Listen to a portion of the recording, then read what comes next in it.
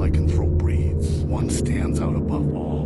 More ferocious than cursed werewolves, more evil than the diabolical wolfmen, more mysterious than the heroic krsnik. The Vultkin are the true horrors of the lycan world. Monstrous semi-divine wolf beasts on par with the most ancient elder vampires, and even many levels of demons summoned from hell.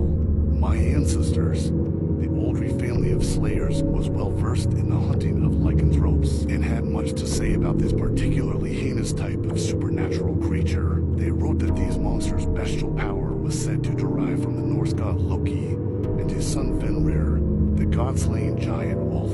The Vultkin have full control of their transformation, which involved the wolf underneath tearing out of their human flesh. They were also able to maintain a semblance of their human minds, even under the full moon, making them by far the most clever lycanthropes. They did maintain a slight aversion to silver, but bore no weakness to most true faith objects, as other diabolical creatures do. The only exception being totems of Thor, son of Odin and Norse god of thunder. In dealing with Vultkin, the Sons of Man protocol was the use of paladin knights, their mightiest warriors, maintained and deployed up through the 19th century, though it could take up to 3 to subdue the strongest Vultkin. Wolfmen, the most common form of werewolf, similar in appearance to the common Hollywood conception. Ironically, according to the Oldry writings, they held no true relation to wolves at all.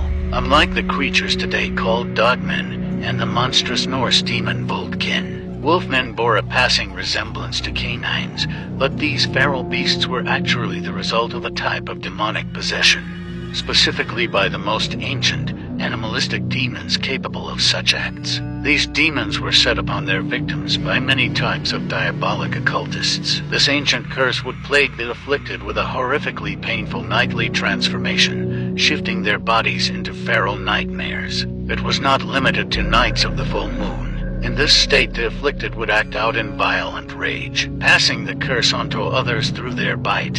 Whoever is bitten by a werewolf and lives becomes a werewolf himself. Harold Oldry considered this one of the more tragic curses, due to longer exposure actually corrupting the human soul within. There was no known cure outside being put down with blessed silver. The Dogman is perhaps the most commonly reported paranormal creature of the modern era, with multiple supposed videos and photographs on the internet.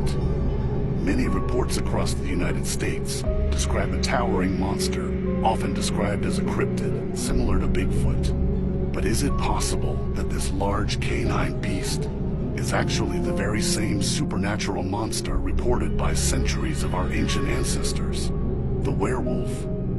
Based on the inherited writings I've discovered from the Oldry family of monster hunters, who had a long history with numerous types of werewolves, this is very likely the case for the most common type of werewolf, photographed here inside the dungeon St. George's Keep, was a supernatural curse that did not involve the reversion to human form, unlike how it's commonly portrayed in popular modern media. This was a permanent transformation. In terms of accurate film portrayals, I haven't seen anything closer than the Ginger Snaps trilogy from the mid-2000s. As I've mentioned, there were other types of werewolves as well, including a horrific Norse pagan beast, part of an apocalyptic cult that literally tears out of its own flesh, empowered by the legendary god-slaying Fenrir, and a nightly demonic possession that twisted man into beast and likely inspired the earliest film adaptations of the creatures. But those are stories for another video. Were there werewolves that weren't monsters? Among the various historical vampire hunting traditions throughout Europe, perhaps one of the most interesting comes from Slavic folklore. The krsnik, supposedly hailing from Eastern Europe, primarily hunted a type of vampire called kudluk. My ancestor was briefly romantically involved with a woman who fit the description perfectly. He wrote that she was a hunter who specialized in vampires, but displayed various supernatural abilities. The krsnik were said to possess shamanic powers, taught to them by Slavic, nymph-like fairies called Vila, including gifts like connection to animal spirits. In hunting the kudluk, it is said the two would meet in animal form, the krsnik in the form of a white wolf, the kudluk a deep black one. Given that these stories were not written down until after Christianity came to the region, Some believe their origins lie in other pagan European traditions, others still that it dates back to ancient Babylon. Continuing with the higher resolution videos, here's the werewolf section, starting with the wolfmen that actually have nothing to do with wolves at all. These were men possessed nightly by feral animalistic demons, twisting and contorting their bodies into monstrous feral creatures, somewhat reminiscent of wolves, I guess. While this was a nightly occurrence, it was apparently most profound on the nights of the full moon. This curse was a life sentence that could be passed in the bite, and there was no cure other than putting them down. Next are the larger, much more bestial werewolves that today we might refer to as dogmen. This was also a curse that transformed people into feral animalistic monsters, but this transformation was permanent. Once they changed into this thing, they never returned to human form, a lifelong sentence. As with the wolfmen, this curse was passed through the bite, and the only release for those afflicted was for them to be put down. This is one of the photos from St. George's Keep where you can also see the chains used to hold these monsters in place. And finally, the most monstrous type of werewolf of all, at least held in the keep, the vultkin. These were the only ones that had any semblance of control over their forms and transformations. Ripping out of their flesh when they change, you can see the skin on its chest, seemingly part of its human face, and the skull left in its place.